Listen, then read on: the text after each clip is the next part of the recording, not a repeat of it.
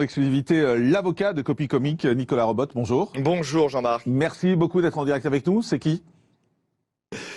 Copy Comics, c'est tous ceux qui défendent le travail d'autrui, qui ont du respect pour le travail d'autrui, qui veulent savoir quand ils vont voir un spectacle de stand-up, de one-man show, pourquoi ils payent une place, pour qui ils payent une place. Voilà finalement ce qu'est Copy Comics. C'est qui?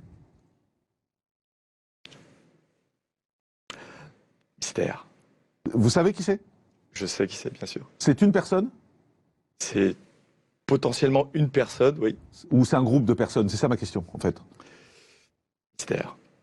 Pourquoi mystère, en fait? Pourquoi est-ce qu'au fond, cette personne ou ces personnes n'assument pas ce qu'elles font? Alors, c'est pas du tout un manque, le principe de ne pas assumer, c'est ne tirer aucun avantage ni aucun inconvénient de ne pas être anonyme. C'est quelqu'un du métier?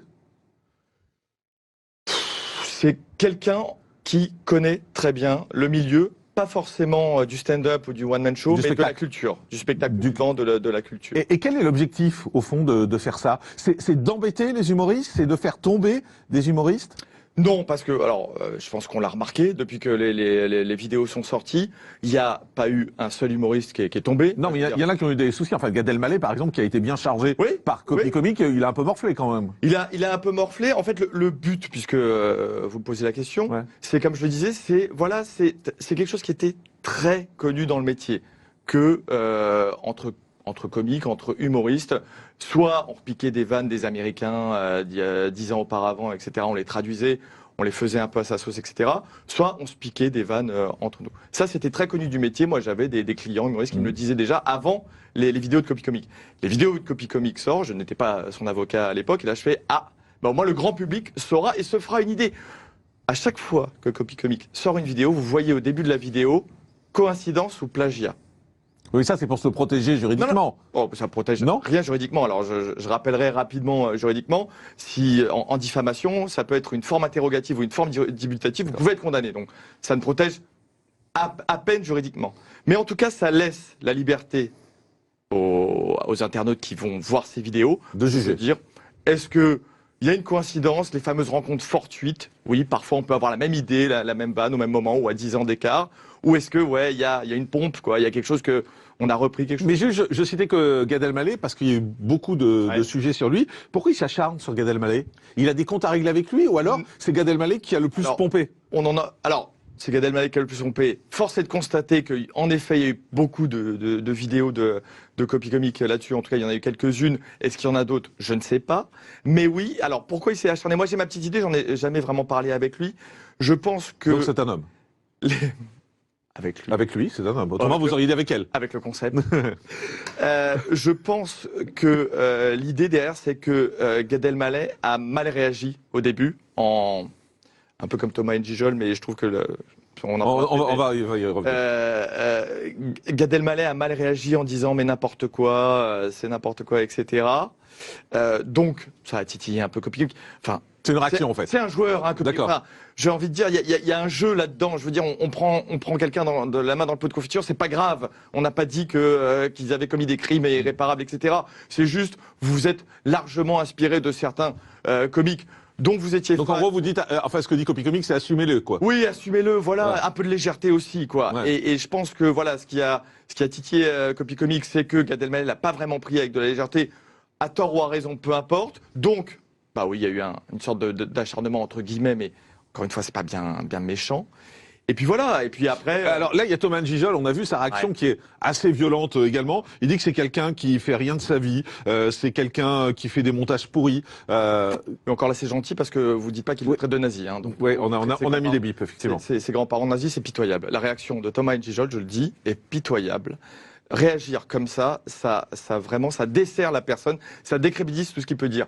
J'ai envie de dire, on peut ne pas être d'accord, il peut être énervé, Thomas Njijol, bien sûr, mais réagir comme ça, j'ai envie de dire, même ses fans, moi j'ai rapidement vu sur les réseaux sociaux, évidemment des gens qui le soutenaient en continuant d'insulter Copy Comics, bon bah ils feront ce qu'ils veulent, mais même les fans de Thomas Njijol ont dit, non franchement, ok on n'est pas forcément d'accord avec la vidéo de Copy Comics, peu importe, mais ta réaction c'est débile, c'est de la cour de récré, Et voilà, et ça le dessert complètement. Je trouve que Souris, ça le déshonore complètement. Quoi. On avait entendu Gad Elmaleh qui voulait trouver qui était Copy Comics, qui avait saisi la justice pour avoir les adresses IP, les identifiants de Copy Comics. Ça en est où, ça, vous savez?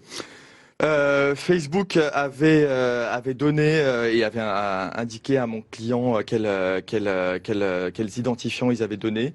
Sauf que voilà, les précautions ont été prises. A priori, évidemment, Gad Elmaleh ne sait toujours pas qui est Copy Comics et ne le saura jamais. Est-ce que balancer anonymement, c'est pas pourri? Non, parce que après il faut pas. Je pense qu'il faut prendre la mesure des choses et prendre un peu de recul là-dessus. C'est pas de la balance anonyme. Je veux dire, on dénonce quelque chose, on met en exergue quelque chose qui en soi est pas très grave. C'est juste que on vient dire au public, voilà comment ces gens-là qui à un moment donné ont éclaté ont éclaté aux yeux du grand public, ont eu la lumière sur eux, ont la lumière sur eux. Enfin, je veux dire. Encore une fois, Thomas Njijol va tourner des films, Gad Elmaleh continuera. Mais est-ce que c'est pas de la jalousie au fond de la part de Copy Comics? Est-ce que c'est pas un humoriste frustré? Je crois pas que ce soit ça du tout. Non, je crois que c'est une envie vraiment d'informer le public, de dire, voilà, pour vous qui souhaitez que le travail d'autrui, comme vous, comme moi, qui souhaitez que le travail d'autrui soit respecté, voilà ce que je viens vous dire. Voilà, vous aurez cette lumière. Mais vous comprenez que le seul point faible, au fond, c'est pas ce qu'il fait, parce que ce qu'il fait, je pense que tout le monde dit que c'est un super boulot, au fond. Le seul problème, c'est que c'est anonyme, quoi. Est-ce que ça changerait quelque chose si vous saviez qui c'était? Non, mais on se dirait, voilà, enfin, au moins il ose, quoi. Quand on dit un truc, c'est bien de se montrer. Oui, non mais alors, moi, pour l'avoir vécu, a priori, hein, mais encore une fois, j'admettrai la contestation, tout le monde est plutôt, soit d'accord, salue l'action. Ouais. Dans le milieu, évidemment, des humoristes, salue l'action. Et franchement, savoir qui c'est ou pas, les gens s'en foutent. Est-ce qu'un jour il dira qui il est? Non, je crois pas. Non? Je crois pas, et je vais vous dire même, je crois qu'un jour, il fermera le compte et il sera très content parce que, encore une fois, il n'aura pas tiré avantage, c'est-à-dire que peu importe ce qu'il fera, ça lui aura pas servi à être plus connu, etc. Et au moins, voilà. Je trouve que, à la limite, c'est là ce qu'il faut saluer, c'est que cette personne-là ne cherche pas à tirer un avantage là-dessus. Évidemment, à pas avoir d'inconvénients, on peut penser que certaines personnes mal intentionnées pourraient aussi lui voir du mal. Donc, j'ai envie de dire que l'anonymat peut être aussi salutaire parfois. Je défends pas l'anonymat à tout prix. Il y a des moments où l'anonymat doit forcément être levé. Mais là, j'ai envie de vous dire, je suis plutôt en accord avec mon client. Il y a d'autres vidéos qui sont en préparation? Je ne sais pas. Oui, forcément. Je ne sais pas. Est-ce qu'il va se venger des propos de Thomas Njijol en ressortant des vidéos sur lui? Alors, il y a pas de vengeance. Encore une fois, il y a pas une recherche de vengeance parce qu'il n'est pas dans la guerre. Non, mais vous nous avez expliqué, par exemple, sur Gad, c'est la réaction qui n'a pas été C'est la bonne, réaction qu'il a un peu énervé. Oui, Est-ce que la réaction de Thomas Njijol... Si je tiens compte de la réaction qu'il a eue par rapport à Gad, je pense pas qu'il va ressortir d'autres vidéos en disant regardez encore une fois tout.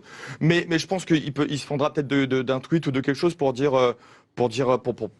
faire part de sa position et il aurait raison, hein, j'ai envie de dire. Mais encore une fois, il ne m'annonce pas ce qu'il fait, je ne contrôle pas ce qu'il fait. Dernière question, il y a des procès en cours contre lui?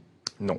Aucun procès? Non, Juste procès, une demande d'identification? Voilà, qui ne le visait pas directement puisque ça visait les plateformes, mais il y a aucun procès parce que mais la raison est d'abord procédurale, c'est si on ne sait pas qui c'est difficile de mettre quelqu'un en procès. C'est qui? Bien tenté. Merci Nicolas Robot d'avoir été avec